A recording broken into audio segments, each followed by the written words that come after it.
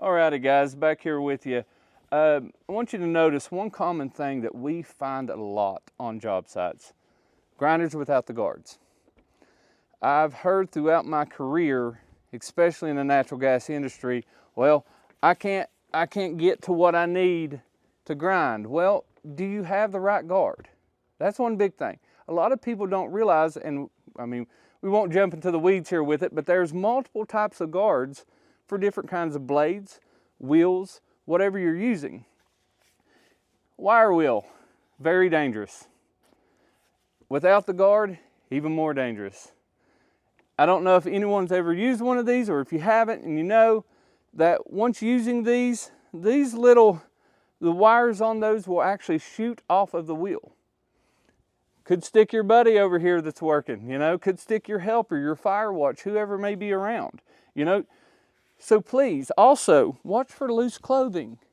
If you got a hoodie on or you got, strings hanging down and you don't have a guard on this and you're going, you're using it and it gets too close and kicks back, there goes your clothing all the way up. And this thing will run all the way up you. Now, I talked a little bit about grinders there. We'll set that down. You got a few other tools it looks like here. You want to make sure with your saw here that all your safety guards are in place. You don't want it protruding out any of the edges here. You want it pretty flush and in. Just like with any tool that we use, make sure that it's in proper working condition before you use it. Make sure to give it a good once over. Look, make sure that nothing's been modified on it.